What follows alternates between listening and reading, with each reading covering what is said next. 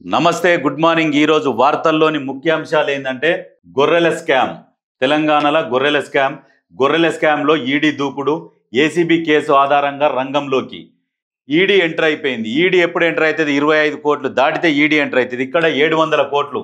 హైదరాబాద్లో 8 చోట్ల దాడులు, పలు కీలక డాక్యుమెంట్లు సీజ్, భారీ మొత్తంలో నగదు స్వాధీనం, నగదు లెక్కింపు మిషన్లు తీసుకెళ్లిన వైనం, పోలీసుల అదుపులో తలసాని ఓఎస్డీ రామచందర్ ఇంట్లోనూ తనిఖీలు, స్కామ్లో ఇప్పటికే 17 మంది అరెస్ట్, గొర్రెల పంపిణీలో 700 కోట్ల అక్రమాలు.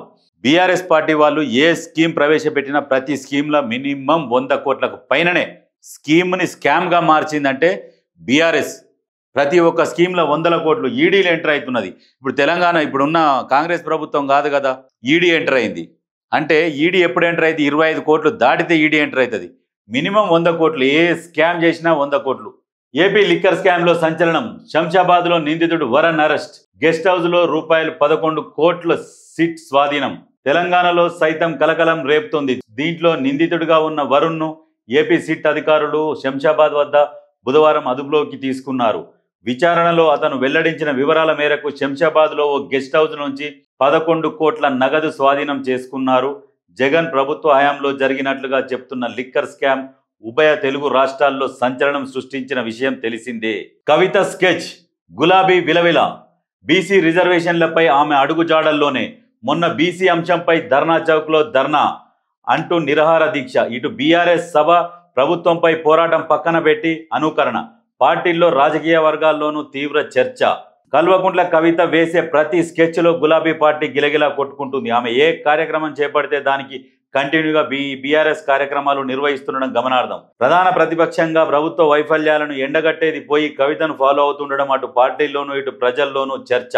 కవిత బీసీ నినాదం ఎత్తుకుంది. బీఆర్ఎస్ ఏమో బీసీ బిల్లు సరిగ్గా లేదు, అదంతా పాస్ కాదు. ఎట్టకెళ్ళి బీఆర్ఎస్ నైజం ఏంటంటే బీసీ రిజర్వేషన్ బిల్లు పాస్ కావద్దు, బీసీలు ఎదగొద్దు అనేది బీఆర్ఎస్ది.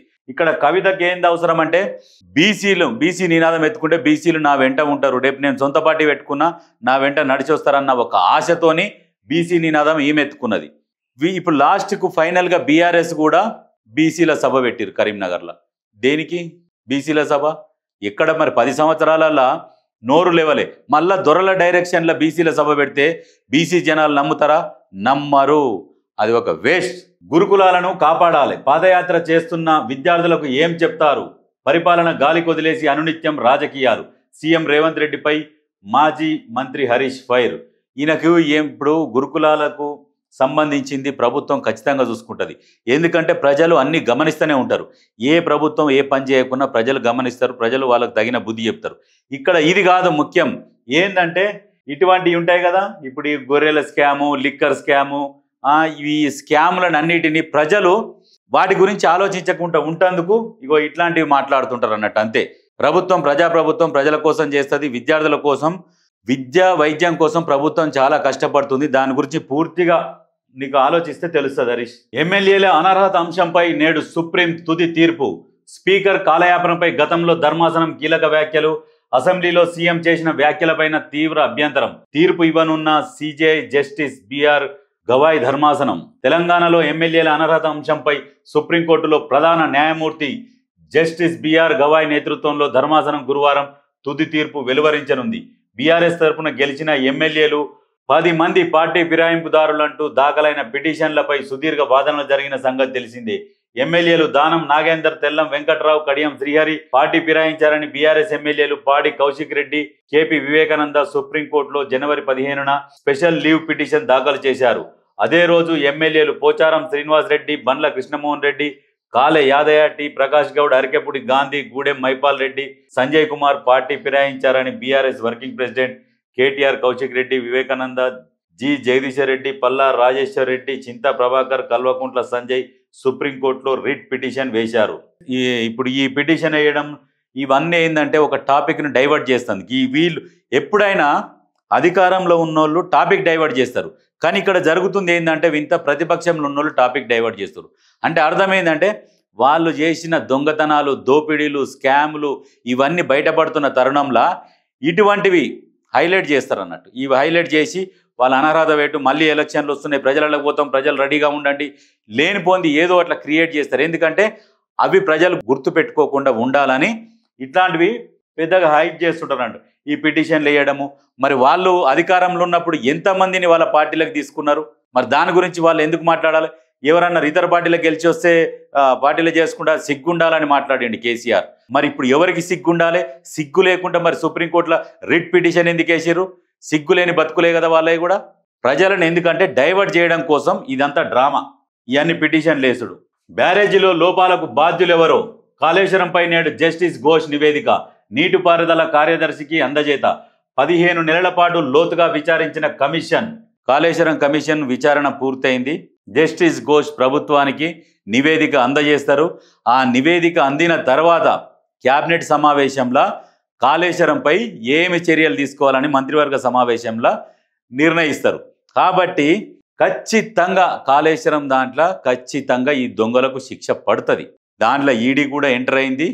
ఖచ్చితంగా ఈ కాళేశ్వరంలో బ్యారేజీల్లో లోపాలకు బాధ్యులెవరో కాళేశ్వరంపై నేడు జస్టిస్ ఘోష్ నివేదిక నీటిపారుదల శాఖ కార్యదర్శికి అందజేత. 15 నెలల పాటు లోతుగా విచారించిన కమిషన్.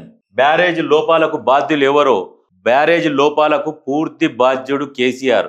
బొట్టు రక్తం ఖర్చు చేసి కట్టిన నాకంటే ఎక్కువేం తెలుసు, నేను ఇంజనీర్ అని మాట్లాడిండు. కాబట్టి పూర్తి బాధ్యుడు ఆ బొట్టు రక్తం సుక్క ఇంజనీరే బాధ్యుడు. కాళేశ్వరం మీద జరిపిన విచారణ ఏదైతుందో ఆ నివేదిక పూర్తిగా నీటిపారుదల శాఖ కార్యదర్శికి ఇవ్వనున్నారు. ఇచ్చిన తర్వాత మంత్రివర్గ సమావేశంలో నిర్ణయం తీసుకుంటారు. ఇప్పుడు మరి ఆ కాళేశ్వరంలో ఎంతైతే అవినీతి జరిగిందో మరి ఆ దొంగ మీద చర్యలు ఉంటాయా, తీసుకొస్తారా, ఏం చేస్తారా అనేది నెక్స్ట్. జూబ్లీహిల్స్లో కూటమిగా బీజేపీ టీడీపీ 2 పార్టీల మధ్య చర్చలు. ఫార్ములా సక్సెస్ అయితే అసెంబ్లీ ఎన్నికల్లోనూ కలిసే పోటీ. నేను గతంలోనే చెప్పిన వీళ్ళు కూటమిగా వస్తారు, బీఆర్ఎస్ని సంక నాకిస్తారు అని చెప్పిన. ఇది 100% జరుగుతుంది కూడా. ఒకవేళ ఇక్కడ కనుక వీళ్ళు పోటీ చేస్తే అసెంబ్లీలో కూడా ఖచ్చితంగా వీళ్ళు పోటీ చేస్తారు. బీఆర్ఎస్లో ఉన్న టీడీపీ ఎవరైతే కార్యకర్తలు ఉన్నారో మొత్తం టీడీపీ వాళ్ళు మొత్తం కదులుతారు. కదిలినాక బీఆర్ఎస్లో ఉన్నది ఎవరు ఉండరు, మొత్తం ఖాళీ. ఉద్యమకారులు సైతం ఇప్పుడు కాంగ్రెస్ పార్టీలు ఉన్నారు, మొత్తం ఉద్యమ ద్రోహులే బీఆర్ఎస్లో ఉన్నారు. లాస్ట్కు మిగిలేది ఎవరంటే ఆ కుటుంబ సభ్యులు మాత్రమే మిగులుతారు. అందులో వైన్స్ లైసెన్స్ 3 ఏళ్లు, దరఖాస్తు రుసుము 2 లక్షల నుంచి 3 లక్షలకు పెంపు. వచ్చే టర్మ్ నుంచి అమలుకు ఎక్సైజ్ శాఖ ప్లాన్. అయితే వైన్స్ లైసెన్స్ 2 లక్షలు ఉండే, 2 లక్షలు ప్లస్ 2 సంవత్సరాలు ఉండే, ఇప్పుడు 3 లక్షలు పెంచింది, 3 సంవత్సరాలకు ఎక్స్టెండ్ చేసింది. కాబట్టి దీంట్లో పెద్ద నష్టం ఏమీ లేదు. కాకపోతే 3 సంవత్సరాలలో మళ్ళీ రిపీట్ టెండర్లు వేసుకోకుండా వాళ్ళకి ఈజీ అయిపోతుంది.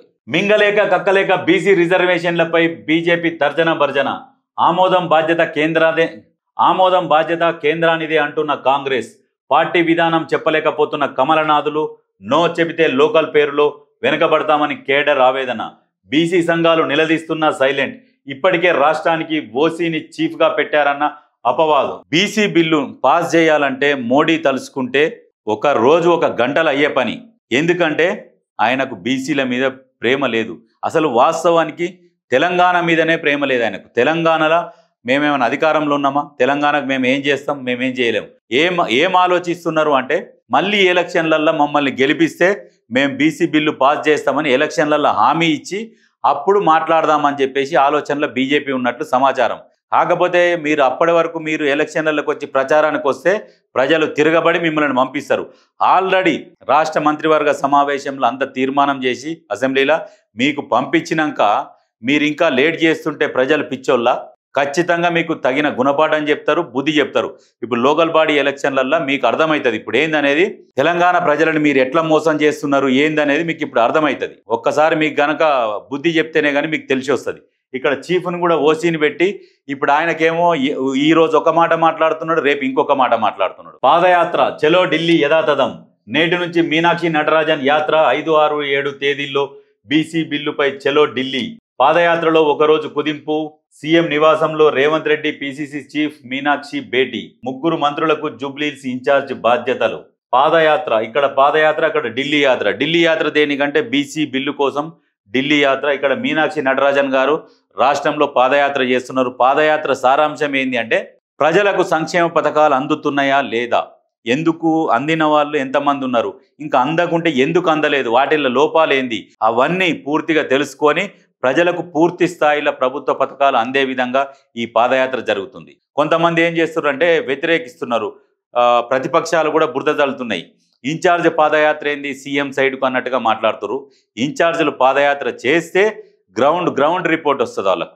మన ప్రభుత్వం ఏం చేస్తుంది, ఎన్ని పథకాలు ప్రవేశపెట్టింది, ఎంత ఖర్చు పెడుతుంది, ప్రజలు ఎంతమంది లబ్ధిదారులు ఉన్నారు అది తెలుసుకోవడం కోసం పాదయాత్ర. ఇంకా కొంతమందికి అందని వాళ్ళు ఉంటారు కదా, ఎందుకు అందలే, టెక్నికల్ ఇష్యూసా లేకుంటే అధికారుల వైఫల్యమా, ఏం జరుగుతుంది, ఇవన్నీ తెలుసుకొని వాళ్ళ ప్రాబ్లం సాల్వ్ చేసేందుకు ఈ పాదయాత్ర జరుగుతుంది. నిజంగా వాస్తవానికి ఆమె పాదయాత్ర చేయడం చాలా సంతోషకరం.